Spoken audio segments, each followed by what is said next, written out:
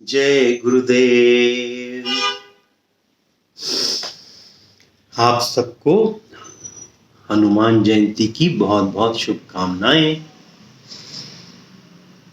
जो हनुमान जयंती है और हनुमान जी का से मैंने क्या सीखा मैं एक बाद में शेयर करूंगा। अभी आज की कहानी पढ़ते हैं, ज्ञान वार्ता पढ़ते हैं, ठीक है। ओम श्री गुरुभ्यो नमः हरि ओम। ओम श्री श्री गुरुभ्यो नमः हरि ओम। There are many ways to conquer the jealousy or envy that may arise in you. पहले तो अपने मन में विचार करें कि आपको किसी से जलन हो रही है ना। जिस विचार करें कि आपको किसी से भी जलन हो रही है, तब इसको आगे से पढ़ने में आपको और अच्छा समझ में आ पाएगा। There are many ways to conquer the jealousy or envy that may arise in you. आपके अंदर किसी के प्रति जेलसी हो रही है तो उसको खत्म करने के लिए, उस पर विजय प्राप्त करने के लिए बहुत सारे तरीके हैं, है ना। पहला तरीका, know that person of whom you are jealous or envious has done some good deeds in the past and is now reaping the fruit. छोटा सा एग्जांपल, किसी के बच्चे के 90% मार्क्स आ गए, या किसी के घर बन गया, किसी के घर गाड़ी आ गई और आप उसके लिए जेलस हो रहे हो, तो पहला कारण तो ये है कि आप ये समझो कि भैया उसने पिछले जन्मों में अच्छे कर्म किए होंगे और इस समय उसको फल भुगत रहा है, वो इस पे जेलस करने की क्या बात है। दूसरा रीजन, सी जेलसी और envy as an inspiration to gain merit for yourself.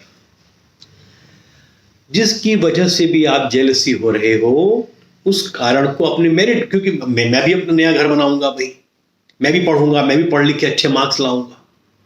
दूसरा कारण तो यह है कि आप उसको अपना बार जो है हायर कर सकते हो। तीसरा, create a sense of belongingness with those of whom you are envious, see them as a part of you. जिससे भी आप जेलस कर रहे हो उसके साथ बिलोंगिंगनेस, आत्मीयता बढ़ाएं। हो पाएगा? आपके अंदर तो जेलसी है, उसके अंदर कैसे आत्मीयता बढ़ाएंगे? हो जाएगा तो बहुत बढ़िया। ये तरीके हैं कि अपनी जेलसी को कम करने के लिए वो उसको यही माने कि वो भी एक हमारा संबंधी है, वो भी हमारा एक भाई है।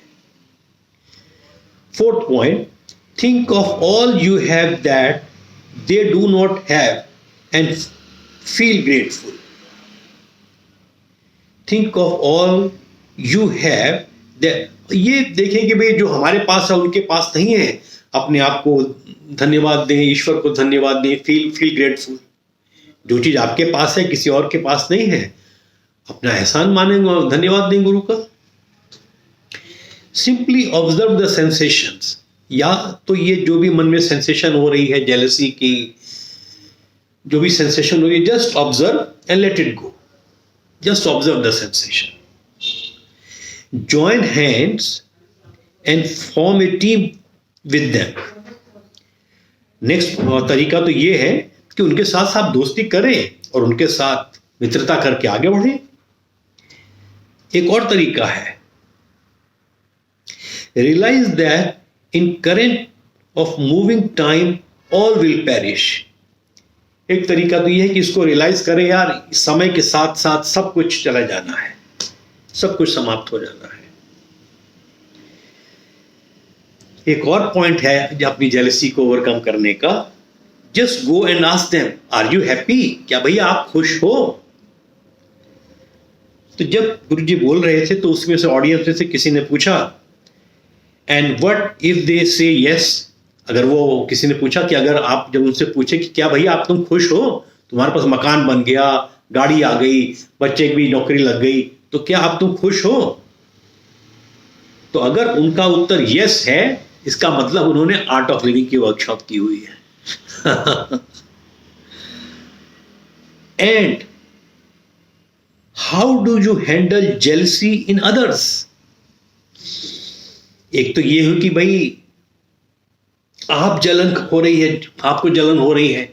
दूसरा है कि दूसरे आपसे जल रहे हैं, उसको कैसे हैंडल करोगे, उसके भी तरीके बताए हैं। और इसको समझने के लिए भी जरूर कि आप अपना ध्यान करें कि आपसे कौन कौन लोग जलन कर रहे हैं, उसको जरा महसूस करें, उसको जरा गो थ्रू दैट फीलिंग्स, उनको पिक्चर अपने सामने लाएं कि कौन कौन लोग आपसे जलन कर रहे हैं। अब आगे बढ़ते हैं। Think of everyone who is jealous of you for what you have and see that what they envy has not brought you joy. एक तो देखें कि भैया दूसरे लोग आपसे जलन क्यों कर रहे हैं, और जो भी चीज आपके पास है और उसकी वजह से वो जलन कर रहे हैं, कि उस मान लीजिए कार आपके पास है और उनके पास नहीं है, तो इसको रियलाइज करें कि उस कार की वजह से आप खुश नहीं हैं। खुश रहना तो आपकी प्रकृति ही है, इस चीज को समझे। Got it? जो भी जिसकी वजह से भी वो जलन कर रहे हैं, that has not brought you Joy, उसकी वजह से आप खुश नहीं हैं। प्रेज, दूसरा पॉइंट ये है कि अगर दूसरे लोग जेलस कर रहे हैं, प्रेज देम विद सुपरलेटिव्स, उनको तारीफ करें, अलंकार के पुल बांधे, वाह यार तुम तो कमाल के हो, वाह, ऐसे मतलब उनको तारीफ करना शुरू करें। Third point, create a sense of belongingness in them by your kind actions. अपने ही उदार तरीकों से आप उनमें सेंस ऑफ बिलोंगिंगनेस, अपनी आत्मीयता बढ़ा सकते हैं। चौथा तरीका है उनकी जेलसी को दूर करने का। Know that their feelings are temporary, ये मान ले कि भैया जो भी वो जलन वलन हो रही है वो टेम्पररी है, क्षण भर के लिए है, बाकी चले खत्म हो जाएगा। Fifth point, it is best not to recognize their envy or jealousy at all. If you recognize a feeling as a reality, it only makes your ignorance grow. It is best not to recognize their envy. सबसे तरीका best ये है कि उनकी जो jealousy है उसको recognise ही ना करें, ठीक है, और उनकी जो फीलिंग है वो कोई रियलिटी नहीं है। It only makes your ignorance, ये जो आपका अनपढ़ता गंवारपन है कि साहब वो मुझसे जेलस कर रहे हैं, ठीक है, ये आपकी सोच है। नेक्स्ट पॉइंट, किस तरह से उनकी जेलसी को कम किया जा सकता है। Know that all feelings and emotions are just passing clouds, ये जाने कि जो भी वो जेलस कर रहा है बादलों की तरह उनके भाव आएंगे और चले जाएंगे। एक और तरीका है उनकी जेलस कम करने का, do not flaunt your talents on to them, है ना। कभी कभी हम भी उनके सामने शो ऑफ करने लगते हैं या अपना टैलेंट दिखाने लगते हैं, देखो मैंने इतना सुंदर गाना गाया, ये किया, जब कब मालूम है कि उसको जलन होगी तो मत दिखाओ भाई, क्यों कर रहे हो। एक और पॉइंट है, know that they are puppets, they will all perish like apples and tomatoes just with a longer shelf life. ये मान लें कि साहब एक वो कठपुतली है, जिस तरीके से आलू, बैगन, गाजर, टमाटर, एप्पल खत्म होते हैं वो भी खत्म हो जाएंगे, थोड़ी सी उनकी शेल्फ लाइफ थोड़ी ज्यादा है बस। लास्ट लाइन बहुत इंपॉर्टेंट है, if nothing else works just go to sleep. अगर इन सब उपायों से भी न तो आपकी जलन दूर हो रही है न उनकी जलन आप दूर कर पा रहे हैं, तो सिंपली जाके सो जाएं। जय गुरुदेव।